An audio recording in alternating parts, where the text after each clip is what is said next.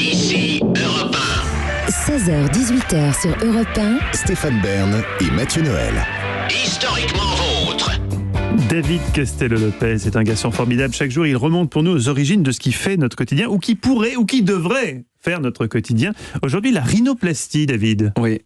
Je regarde quelquefois mon visage dans la glace et ça me rend triste. Parce que je vois les lignes sous mes yeux se multiplier, je vois mes cheveux devenir plus rares, le châtain devenir gris. Chaque année, je décèle de nouveaux affaissements.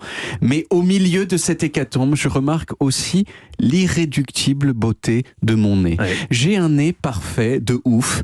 Et donc, peut-être qu'un jour, j'aurai du silicone dans les yeux. Peut-être qu'un jour, moi aussi, je m'achèterai de nouveaux cheveux chez Alain Butnaru, le replanteur des stars. Mais, sauf catastrophe... Non, les jeux, il faut autant de pub. sauf catastrophe, je ne ferai jamais de rhinoplastie. Alors, rhinos en grec, ça veut dire nez. Hein, et la rhinoplastie, c'est donc l'opération qui consiste à se faire refaire le nez, de la même façon que le rhinocéros, c'est un animal qui a un nez en forme de corne, c'est la même racine. La rhinoplastie, c'est une des plus anciennes opérations de chirurgie esthétique dont on ait gardé la trace. La première, elle date du 6e siècle avant Jésus-Christ. Tu devais bien jongler à l'époque. Sans doute parce qu'il n'y avait pas d'anesthésie. C'était en Inde où un chirurgien a pris un morceau de la peau du bras d'un patient pour lui faire un nouveau-né, ou enfin on imagine ce qui devait être un semblant de nouveau-né, parce que je ne suis pas sûr que c'était très au point à l'époque. Les débuts de la rhinoplastie... Et comment on sait ça? Il y a des photos, des textes.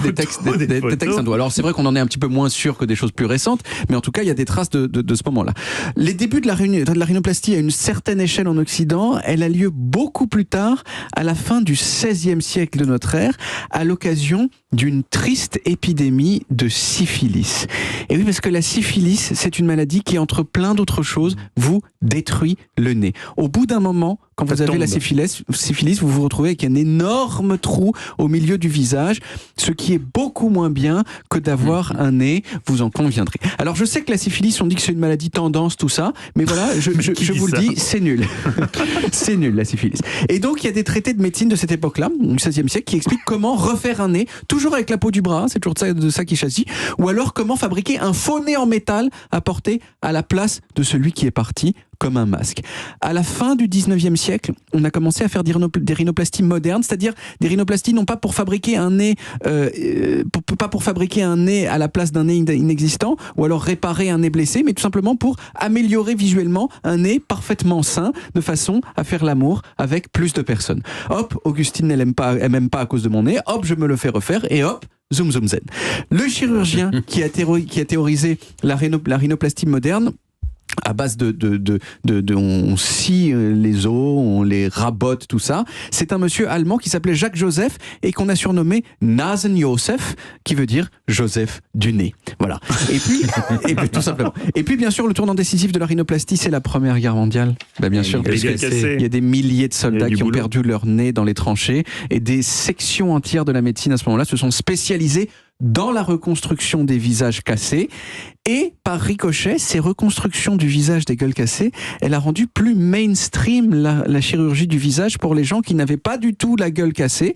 L'ancêtre direct de l'association des chirurgiens plastiques aux États-Unis, par exemple, elle a été créée en 1921 et c'est pas pour rien. C'était un ricochet du remplacement des gueules cassées. Alors j'ai parlé de mon nez parfait, mais j'avoue que j'ai laissé de côté une réalité douloureuse, c'est qu'il est peut-être un petit peu trop parfait.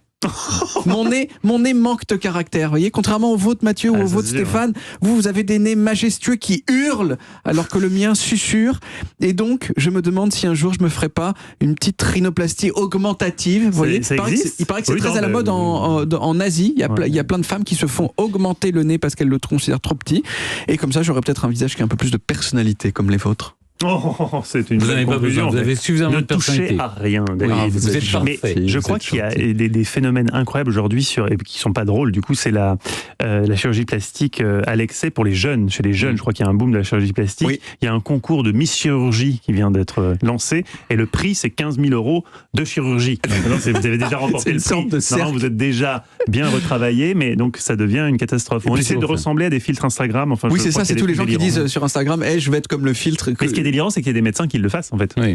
C'est quand même c'est leur gagne-pain. Bah, d'accord, mais enfin, il y avait à une époque une les gens notion dans les hôpitaux. Exactement, une notion d'éthique. Quand même. Merci beaucoup. Hippocrate. Non, merci David. On retrouve les origines en podcast sur toutes les applis audio et en vidéo sur YouTube Dailymotion et sur le site europe1.fr.